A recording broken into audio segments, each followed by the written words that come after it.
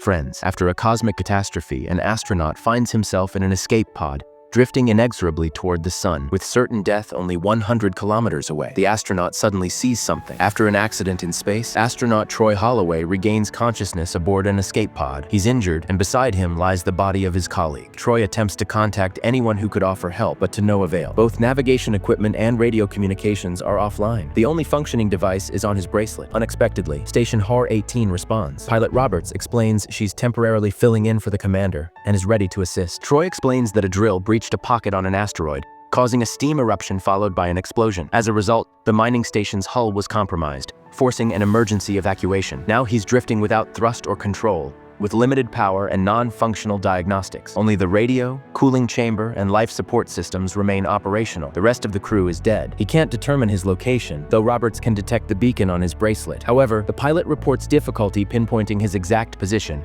and asks Troy for coordinates. Sarcastically, Troy describes the space outside the window, knowing it won't help. From his perspective, neither HAR 18 nor any other ship is visible. The only upside is that he's not seriously injured. Eventually, Roberts manages to lock onto his bracelet, though calculating a path to his capsule will take some time. Just as Troy settles into wait, he suddenly realizes that his pod is hurtling straight toward the sun. He demands Roberts connect him with the commander, but she refuses, and instead requests he perform a medical diagnostic. Troy reminds her that the instruments don't work. Roberts then admits she's under orders to save him at all costs, so Troy can't understand why he's so valuable to the company. The astronaut conducts a self-examination, noting a minor head injury, which alarms Roberts. She bombards him with questions, trying to gauge the injury's severity. Troy becomes irritated by her inexplicable concern but complies, giving his full name and company affiliation. Oris, an asteroid mining corporation specializing in mining near asteroids, Imor and Apollo, rich in minerals. He's an engineer geologist whose task on this mission was to locate minerals such as indium, osmium, gallium, cobalt, rhodium,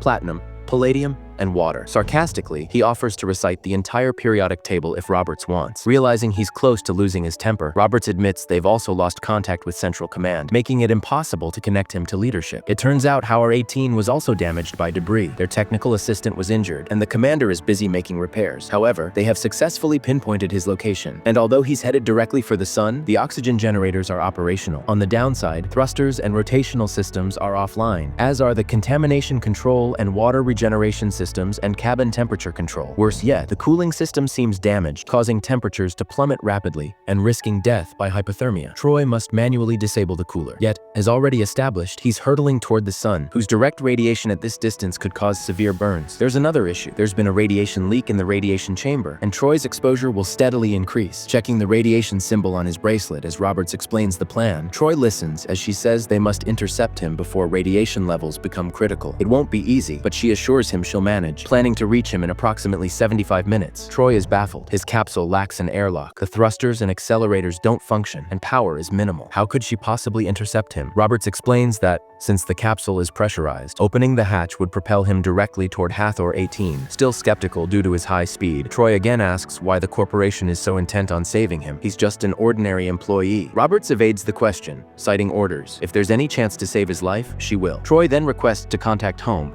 and Roberts promises to arrange it within the hour. After some thought, Troy questions whether the company understood the risks when ordering them to push the mining equipment to maximum capacity. Was this disaster all for just one extra shipment of minerals? But Roberts shifts the conversation back to his condition. The bracelet signals the onset of hypothermia. He must shut down the cooling system while he still can. Troy, however, prefers freezing over burning alive. He does have an evacuation suit, but it only has 15 minutes of oxygen, so he'll have to endure as long as possible before putting on the suit, which might help him survive until rescue arrives. Suddenly, Troy notices cracks forming on the cabin window. Roberts explains it's thermal shock. The glass can't handle extreme temperature differences between its inner and outer surfaces. Troy urgently needs to shut down the cooler and endure rising temperatures for as long as possible. Again, Troy begs her to connect him with home, but Roberts reminds him that if he doesn't disable the cooling system, he won't be speaking to anyone ever again. Reluctantly, the astronaut gets to work. The compartment is colder than Antarctica, so he must act quickly. Troy moves toward the necessary controls, but the communication link abruptly cuts out. He proceeds blindly, grabbing the lever so forcefully that his glove and skin from his fingers remain stuck to it. Despite this, he successfully disables the cooler. Returning to the main cabin,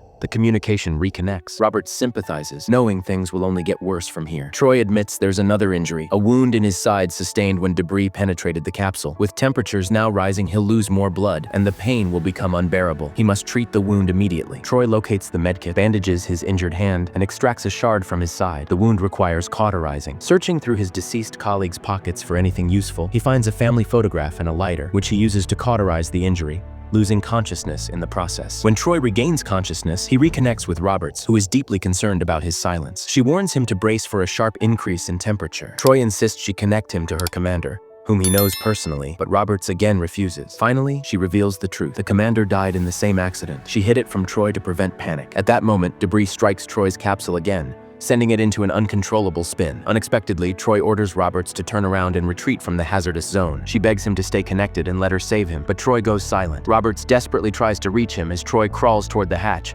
determined to end it all. Reaching the hatch, he urges her again to retreat, knowing she'll continue risking her life as long as he remains alive. Roberts begs for a chance to save him. As Troy stretches his hand toward the release handle, his grip fails and he collapses. Another piece of debris strikes, stabilizing the capsule's rotation. Troy regains consciousness. He must endure the increasing heat for another 10 minutes. After that, he'll hide in the evacuation suit for 15 minutes until the capsule ejects him toward the rescue ship. Troy pleads for a way to contact his wife and speak to her. Roberts suddenly admits she never wanted to work in mining or become a pilot. Her father was a pilot on Hathor 1, but an injury ended his career prematurely. He encouraged her to become a pilot instead. She pursued the education, passed the exams and tests, and has piloted Hathor 18 for the past 17 years. Now, she's acting commander. Troy shares his decision to retire early, eliciting laughter from Roberts. Then, growing serious, he says he needs to apologize to his wife. They had a son. A sudden thud interrupts him, and in the next instant, debris punctures the capsule wall. Pressure rapidly drops, forcing Troy to quickly put on his suit. After some time, emergency lights activate. Troy reconnects with Roberts, reporting that his life support battery is at 95%, but oxygen levels have dropped to 18%. The cabin pressure has fully depleted. Automated systems have sealed off access to the remaining reserve oxygen. He considers going outside to seal the breach, which would restore pressure and trigger the reserve tank, propelling him toward HOR 18 at the right moment. However, even with the suit,